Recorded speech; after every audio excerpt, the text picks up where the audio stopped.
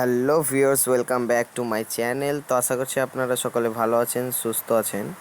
তো আজকে আমরা আলোচনা করতে চলেছি গুগলে বিষয়ে, যে গুগলে পাসওয়ার্ড কীভাবে চেঞ্জ করতে হয়। তো অনেক সময় এমন হয় যে আমরা গুগল অ্যাপ খোলার সময়, মানে জিমেল খোলার সময় আমরা পাসওয়ার্ড ক্রিয়েট করে থাকি, কিন্তু সেই পাসওয়ার্ডটা ভুলে যাই। সেই জন্য আমরা সে পাসওয়ার্ডটা চেঞ্জ করতে চাই, কিন্তু সহজে অনেকে পারে না। তো এটার জন্যই মূলত ভিডিওটা করা। তো এটার জন্য আমাদেরকে প্রথমত গুগল অ্যাপটি ওপেন করে নিতে হবে। গুগল অ্যাপটি ওপেন করে নেওয়ার পর আমাদেরকে এই যে এখানে আমাদের প্রোফাইলে যেতে হবে। প্রোফাইলে যাওয়ার পর আমাদেরকে এমন একটা ইন্টারফেস দেখা দিবে। তারপর আমাদেরকে ম্যানেজ ইওর গুগল অ্যাকাউন্টে ক্লিক করতে হবে।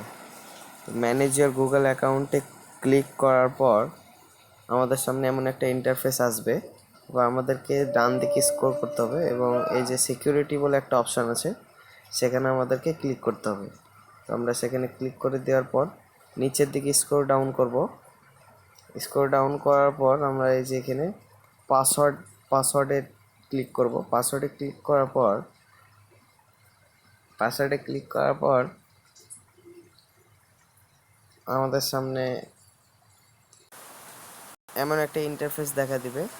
তো যেহেতু আমরা পাসওয়ার্ডটা চেঞ্জ করব, সেই জন্য আমাদেরকে ফরগট, বা আপনারা যদি ভুলে যান বা চেঞ্জ করেন, যে কোনো দুটোর মধ্যেই প্রসেস হচ্ছে ফরগট পাসওয়ার্ডে ক্লিক করতে হবে। তো ফরগট পাসওয়ার্ডে ক্লিক করার পর আমাদেরকে নিউ পাসওয়ার্ড ক্রিয়েট করতে বলবে। অনেক সময় আমাদেরকে ওটিপি চাই, বাট এখানে ওটিপি চাচ্ছে না। তো আমরা একটা নতুন পাসওয়ার্ড ক্রিয়েট করে নিব। তো আমাদের এখানে পাসওয়ার্ডটা দেওয়া হয়ে গেছে। তো পাসওয়ার্ড দেওয়ার পর আমাদেরকে চেঞ্জ পাসওয়ার্ড বলে এই যে ব্লু লাইনের মধ্যে আছে, সেখানে ক্লিক করতে হবে। তো ইওর পাসওয়ার্ড ওয়াজ চেঞ্জ বলে একটা লেখা আসছে। তো তারপর এটা যখন আসবে তখন বুঝে নেবেন যে আপনার পাসওয়ার্ডটা চেঞ্জ হয়ে গেছে।